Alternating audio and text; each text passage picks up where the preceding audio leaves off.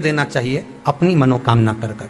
जो अभिषेक आपने किया है वो अभिषेक का फल भगवान भोलेनाथ कुछ ही दिन में प्रदान कर देते हैं। मात्र उंगली फेर देने पर, घृत पात्र की उंगली, घृत का जो आप अभिषेक कर रहे हो, जल चढ़ा रहे हो, दूध चढ़ा रहे हो, आप पंचामृत सामग्री समर्पित कर रहे हो, आप दुनिया की सारी वस्तु भगवान को दे रहे हो, तो घी चढ़ाते समय जब घी चढ़ जाए, कर्जा हो गया तो हो जाने दो, तो भी कथा कर रही है। व्यापार में घाटा जा रहा है तो भी कथा कर रही है। घबराना नहीं है अपने को, बिल्कुल नहीं घबराना अपने। ऐसा कोई मनुष्य संसार में दिखा दो जिसको दुख नहीं हो, जिसको दुख नहीं हो। एक संत तालाब के किनारे बैठकर तप कर रहे हैं, उनको दुनिया के लोग कहते कितना जोरदार संत है, इसको कोई दुख नहीं है। वो तप कर रहा था, वहीं पे एक बगुला आ गया मछली को पकड़ने के लिए। संत ने देख लिया, आंखें खोल के बगुला को भगा दिया। संत 2-1 साल बाद मर गए, प्राण छूट गए। ऊपर गए तो कहा इनको नरक में पटक दो। तो संत ने कहा हमने क्या बुरा काम करा, राम राम जपा, कृष्ण नाम जपा, भगवान का भजन किया, और तुम कह रहे हो कि नरक में भेजा? क्यों भेजा, किस लिए? तो कहा बगुला का व्रत था, 1 महीने से उसने भोजन नहीं किया था, उसका भोजन वहीं पर लिखा हुआ था, उसको वो मछली पकड़ना थी, खाना थी, पर तुमने भगा दिया, इसलिए तुम्हें नरक भोगना पड़ा। ठीक। अब इनकी गादी पे दूसरे संत को बिठाया, दूसरे बाबा को बिठाया। अब दूसरा बाबा बैठा तो गुरुजी ने सपने में आकर कहा बेटा बगुला बिल्कुल मत भगाना। ये भी तब करने बैठा, बगुला आ गया, इसने नहीं भगाया। ये भी 2 साल बाद मर गया, प्राण छोड़कर ऊपर गए, तो इसको भी नरक मिला। इसने पूछा मेरे को नरक काय के लिए भेज रहा हो?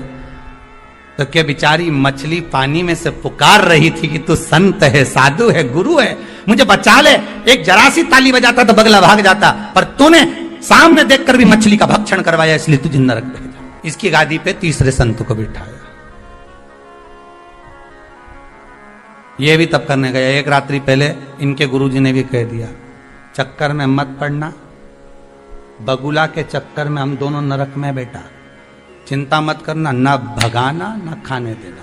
जैसे ही बगुला आए तो आंख बंद करके राम राम गा, बस कुछ मत कर। यही शिव पुराण की कथा कहती है। उसने ना तो बगुला आया भी, ना भगाया, ना खाने दिया, वे तो बैठा भजन करता रहा, स्मरण करता रहा। वो आया चले गया, अपना काम करेगा। जो ललाट पर लिखा, बगुले को जैसा लिखा होगा वो परमात्मा ने लिख दिया, पर तुम्हारे भाग्य में तो लिखा है ना कि तू विश्वास कर कर भगवान का भजन तो कर, स्मरण तो कर। एक बार उससे नयन तो मिला, एक बार मेरे शंकर के सामने जाकर बोल तो सही कि हे महाकाल आज मैं दुखी हूं, तू परमात्मा से एक निवेदन तो कर। बस तुम लोग तो बगुला भगाने में लगे हो। कर्जा हो गया, कर्जा हो गया, अब कर्जा हो गया, फिर व्यापार नहीं चल रहा, व्यापार नहीं चल रहा। अब सारी दुनिया में डोंडी पीटी आओगे तो कोई व्यापार चलेगा क्या? बोलो तो सही।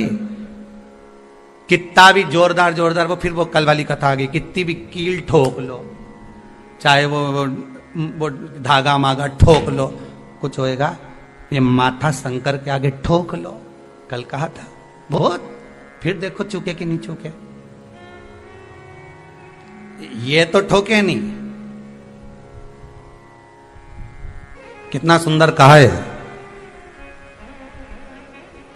शंकर भगवान के शिवलिंग पर घृत चढ़ाने के बाद आपने दही चढ़ाया शिव जी को, ठीक है, आपने दूध चढ़ाया, जल चढ़ाया, दही चढ़ाया, शहद चढ़ाया, शक्कर चढ़ाई, मिष्ठान चढ़ाया, जो भी आप शिव जी को चढ़ा रहे हो उसमें से केवल एक पदार्थ, एक वस्तु, घी, शंकर के शिवलिंग पर चढ़ाने के बाद में उसी शिवलिंग का घृत, जहां शिवलिंग रखा हुआ है, शिवलिंग जहां रखा रहता है उस कटी पर उस घृत से हस्त फेर देना चाहिए अपनी मनोकामना कर कर।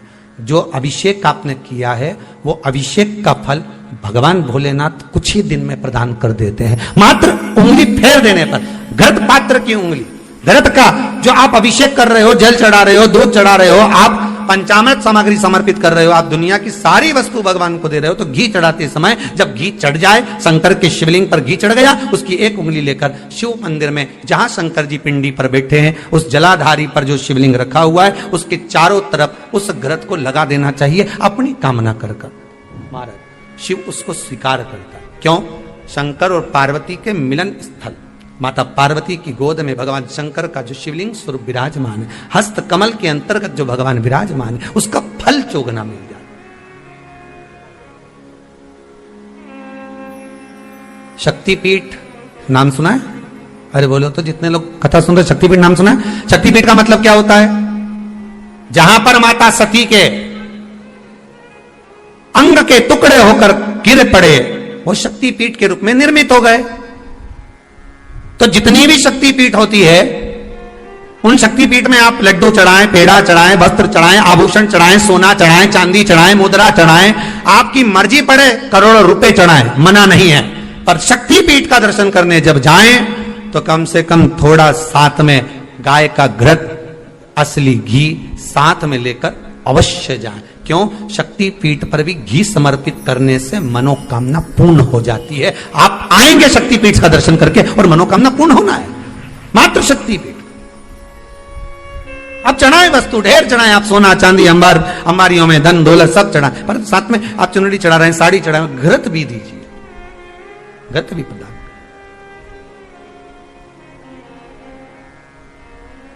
घृत का दान मूल है।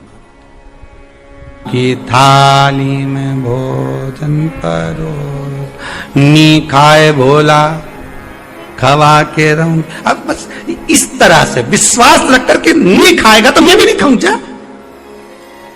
नहीं, रोज तुम भगवान के सामने थाली ले जाके रखते हो, बोलो रखते कि रखते, अपने घर में भोग लगाओ कि नहीं लगाओ भगवान के सामने? तुम शक्कर भी ले जाके रखो, तुम भोजन की थाली भी ले जाके रखो। कभी तुम्हारे मन में आए, तुम्हारे छोरे को तुमने रोटी दी, नहीं खाए, तो तुमने कितनी जम के चिल्लाई, खा रिया कि नहीं खा रिया?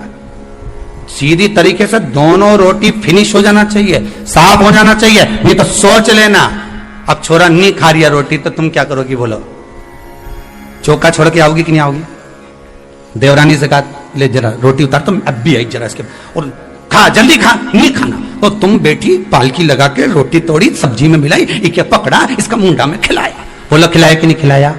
कभी तुमने भगवान के साथ ऐसा करा कि नहीं खाए तो आज खिला के मानूंगी? अरे बोलो तो जरा।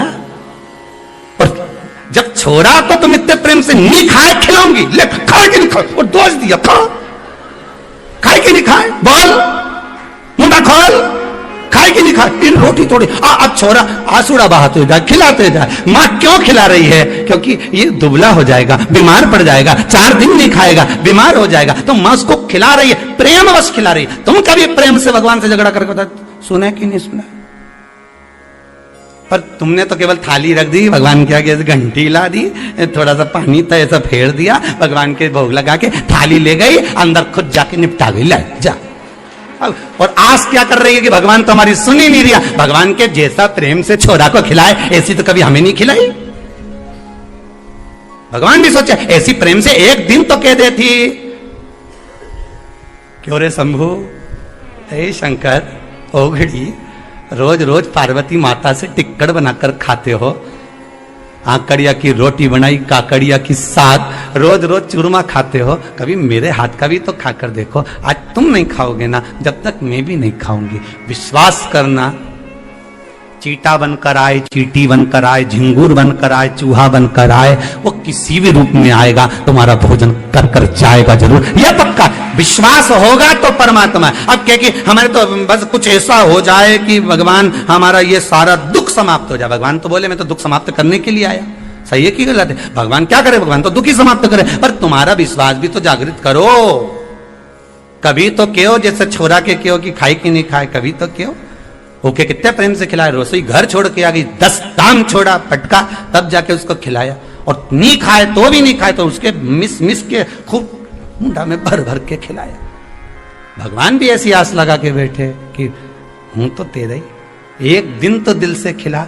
तेरे यहां शादी होती है, सारे मेहमानों के लिए हाथ जोड़ जोड़ कर पूरी रात के 8 बजे से लेके 11-12 बजे तक, जब तक मेहमान आए हाथ जोड़ के खड़ा रहे, लो साहब खाओ, लो साहब खाओ, आओ साहब खाओ, आओ साहब खाओ। कभी मेरे सामने आकर बस एक बार थाली रख के यूं कह देता कि प्रभु बहुत दिन हो गए रे, आ और मेरे यहाँ पा, तो मैं दौड़ कर